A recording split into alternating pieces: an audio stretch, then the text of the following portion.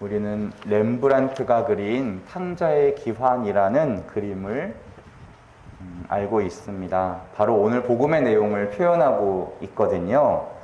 아버지 품에 안기는 아들의 뒷모습을 볼 수가 있는데, 가만히 보시면 아버지의 눈이 이렇게 똑바로 떠 있지 않고 사시로 떠져 있어요. 아버지는 집 나간 아들이 그리워서 마음과 눈이 늘 아들에게로 향해 있었어요. 아들이 어떤 행동을 하든 아들에 대한 아버지의 사랑은 한결같고 그칠 줄 모르는 법입니다. 무릎 꿇은 작은 아들은 다 닳아버린 신발 때문에 발바닥이 드러난 채 아버지 가슴에 모든 것을 맡겼고, 그 주변의 사람들이 그 모습을 물끄러미 바라보고 있습니다. 아들은 아버지로부터 미리 유산을 땡겨받자마자 아버지를 버렸어요. 폐륜이 시작됐습니다. 그 아들은 멀리 떠나가 재산으로 누릴 수 있는 것들을 다 누렸고 그것을 다 탕진해 버렸어요. 재산이 없어지자 사람들의 냉소를 받기 시작했고 굶주려야 했습니다. 그런 궁지에서 그는 아버지를 생각했어요. 아버지의 집에는 종들까지도 나처럼 굶주리지는 않는데 이걸 기억해냅니다. 그래서 그는 집으로 돌아와요. 아들은 아버지를 생각한 것이 아니라, 아버지를 그리워한 것이 아니라 아버지 집의 그 풍족함을 기억해내고 굶주림을 해결하기 위해서 돌아옵니다. 아들이 돌아온 건 아버지 집의 풍요로움을 기억했기 때문이에요. 만약 아버지 집의 처지가 밖보다 못했더라면 그는 굳이 찾아갔을까요?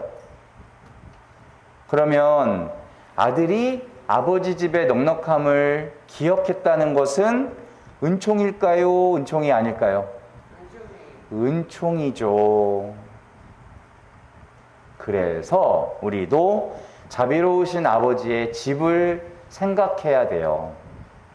내가 잘못했고 내가 허물이 있고 죄를 지었음에도 불구하고 변함없이 사랑하시는 아버지가 우리 아버지시로구나 라는 것 기억하셔야 돼요. 하지만 작은 아들이 결정적으로 회개한 것은 돌아가기로 결심한 시점이 아니라 아마도 아버지가 안아주셨을 그 순간이었을 겁니다. 저는 아버지 아들이라고 불릴 자격이 없어요.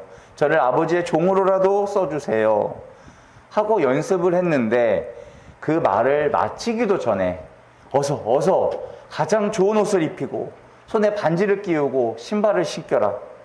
살찐 송아지를 잡아라. 내 아들은 죽었다가 살아났고 잃었다가 도로 찾았다 하시면서 끌어안아 주셨을 때,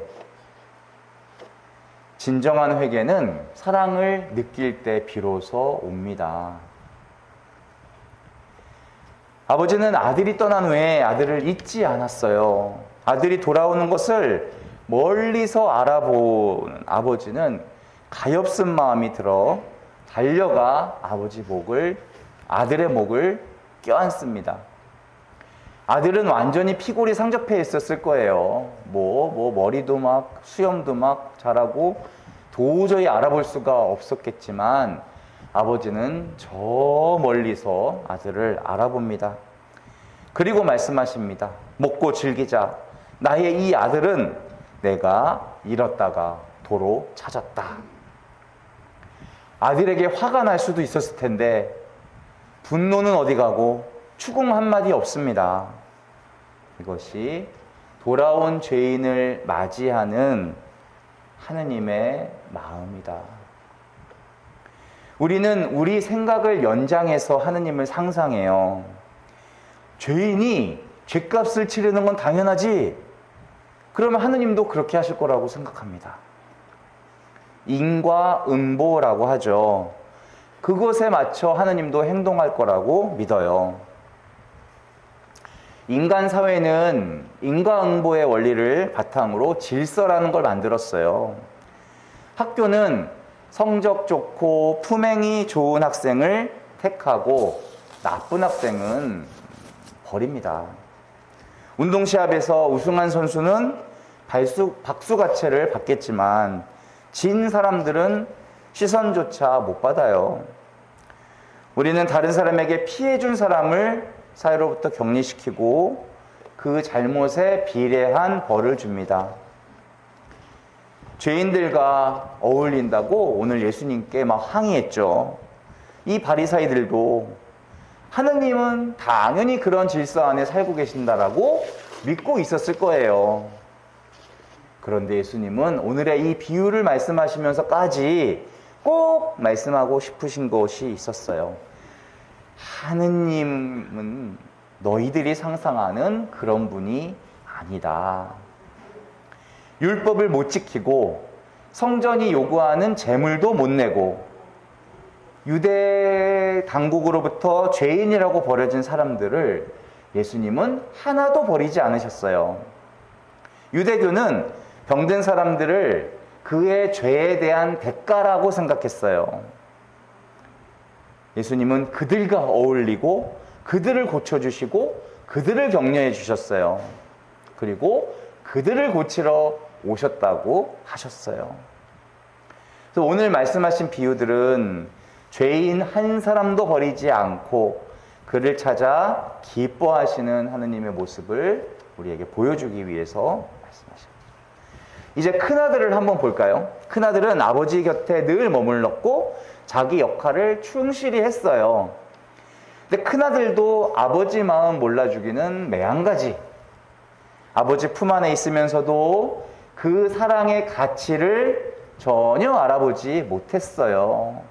보십시오. 저는 여러 해 동안 종처럼 아버지를 섬기며 아버지의 명을 한 번도 어긴 적이 없어요. 이런 저에게 염소 한 마리 준 적 있어요? 하며 투정을 부립니다.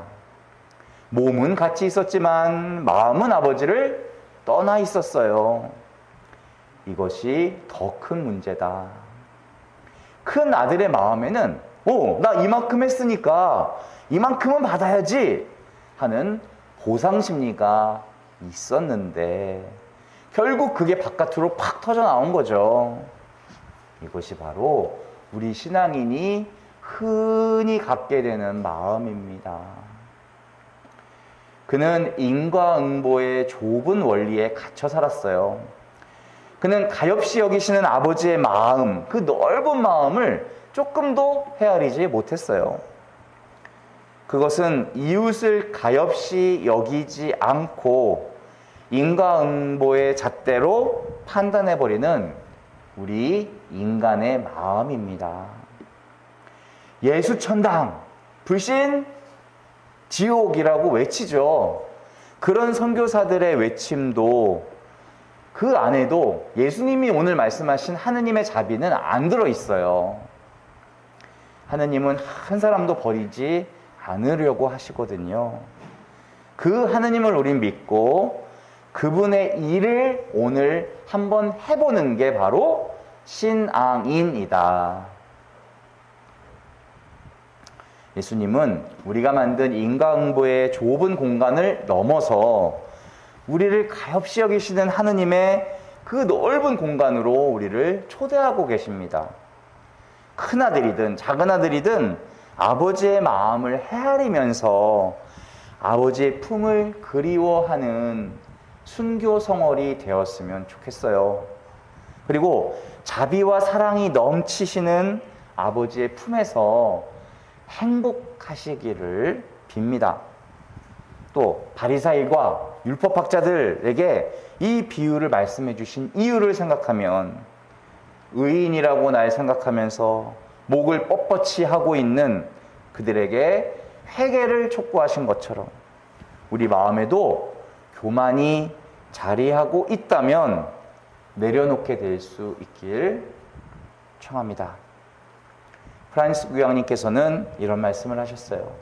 하느님께 가장 중요한 것은 바로 우리입니다. 우리가 죄인이라 하더라도 우리는 하느님 마음에 가장 소중한 존재입니다. 그런 하느님께서 우리를 사랑하세요. 결코 버리지 않으세요. 죄의 유혹에 떨어졌을 때 우리가 그분으로부터 벗어나 숨을 수 있어요. 내가 그분을 멀리할 뿐입니다. 나를 애타게 바라보시는 그 주님의 자유를 마음껏 누리시길 바랍니다. 아멘.